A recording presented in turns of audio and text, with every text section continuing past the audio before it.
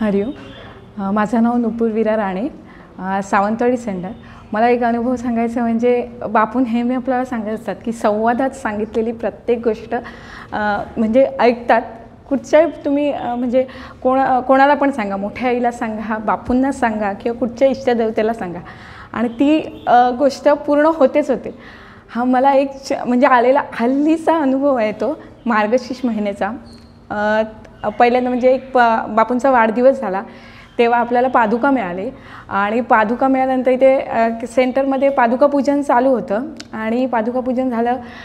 संवाद चालू होता, संवाद घेतलेला संवाद चालू होता आणि संवादात असंच मी बोलत होते जसं आपण रेग्युलर संवादात बापूंशी बोलतो तसं की म्हणजे दरवर्षी असं व्हायचं की सप्तसंघाचे मी सेवक होते तेव्हा मी मार्गशीर्ष महिन्यात तो महिना बघून बापूंच्या पादुका घरी न्यायचे म्हणजे माझ्याकडे. आणि तेव्हा मला असं वाटायचं की मी पूजन करायचे त्यावेळी. आणि ह्यावेळी असं झालं की लॉकडाऊनमध्ये कसं काहीच म्हणजे पूजन नाही, काही असं म्हणजे प्रत्येकाच्या घरी काय पादुका फिरायच्या नाही, एकाच्याच घरी राहायच्या. नंतर ह्या वर्षी पादुका मिळाल्या आणि पादुका पूजन इथे सेंटरमध्ये झालं आणि माझ्या मनात असं होतं ह्या वर्षी पण माझ्या घरी बापू आले पाहिजेत ना. मार्गशीर्ष आता सुरू होणार आहे ह्या गुरुवारपासूनच. आणि मी बापूंना असं डोळे बंद आहेत बापूंना बोलते, बापू माझी तर जाम इच्छा आहे की तुम्ही ह्या वर्षी पण माझ्या घरी यावं. आणि मी असं सांगते नुसतं आणि मला असं डोळ्यातनं पाणीच येतं की नाही मला माहिती आहे तुम्ही येणार माझ्याकडे. पण ते शक्य पण नव्हतं काही कारणात, म्हणजे लगेच बापू कसे येतील, कसं मी लगेच हे करणार आणि पादुका पूजन पण कसं करणार लगेच. पण मला एक विश्वास होता की मी बापूंना सांगितलं मग कुठेतरी काय होईल मला माहीत नव्हतं, पण मी बापूंना सांगितलं माझी इच्छा मी बापूंकडे व्यक्त केली की बापू नाही तुम्ही माझ्याकडे गुरुवारी यायचं. आणि झालं 2 दिवस म्हणजे शनिवार झाला, रविवार झाला. शनिवारी पादुका पूजन होते, रविवार झाला, सोमवार झाला. मी माझ्या बहिणींना विचारते, ती सप्तसंघामध्ये आहे, तिला विचारते अगं तुम्ही काय ह्यावेळेला असं हे केलं नाही का की बापू कोणाच्या घरी असं आता जाणार आहेत असं वगैरे. तर ती म्हणाले अजून काय मीटिंग झाली नाही, ठरलं नाही आहे की कोणाच्या घरी बापू राहणार आहेत, असं काय अजून ठरलं नाही. तर मी असं म्हटलं बापूंकडे, बापू बहुतेक तुम्हाला यायचं नाही वाटतं असं मला असं म्हणजे तुम्ही नाही वाटतं येणार वाटतं ह्या गुरुवारी, असं माझी इच्छा होती पण असू दे. आणि मग सोमवार झाला, मंगळवारी मी अशी मशीनवर कपडे शिवत बसलेले होते आणि आमचेच एक बापू भक्त आहेत त्यांची म्हणजे ते करपे म्हणून, मग त्यांच्याकडे त्यांचीच एक रिलेटिव्ह शिरोडकर काकी म्हणून त्या आलेल्या होत्या इकडे.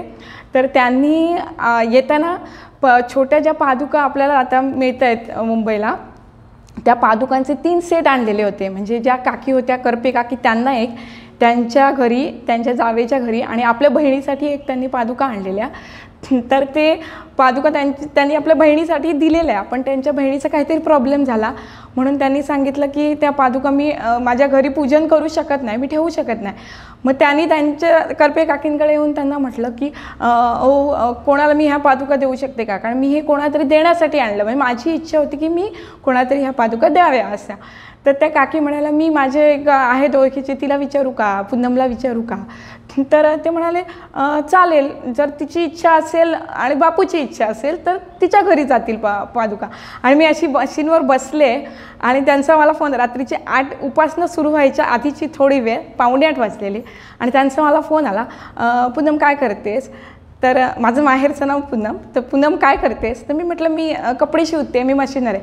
तुला एक विचारू, मी म्हटलं काय, तुला बापूंच्या पादुका म्हणजे घरी चालतील का आल्या तर, म्हणजे तू नेशील का. म्हटलं म्हणजे असं मी पटकन म्हणजे असं काय. तर ते म्हणाले अगं ते काकी आलेत ना शिरोडकर काकी, त्यांनी पादुका आणल्या आहेत, म्हणजे त्यांच्या घरी पादुका पूजन झालेलं, आम्हीच गेलेलो पादुका पूजनला. मग पादुका पूजन त्यांच्या घरी जाते, मला माहीत होतं पादुका नाही, पण ते म्हणाले एक एक्स्ट्रा सेट पण आणलेला त्यांनी त्यांच्या बहिणीसाठी, पण त्यांचा प्रॉब्लेम झाल्यामुळे त्यांना ते पादुका आपल्या घरी ठेवता येत नाही आहेत. तर तुला चालतील का, तू घेऊन जाशील का. त्यांची इच्छा आहे की कोणाच्या तरी घरी पादुका जाव्या. तर मी म्हटलं मला एकदम ना असं भरून आलं की म्हणजे असं ते समोरून मला विचारतायत की पादुका हे करशील का नाही.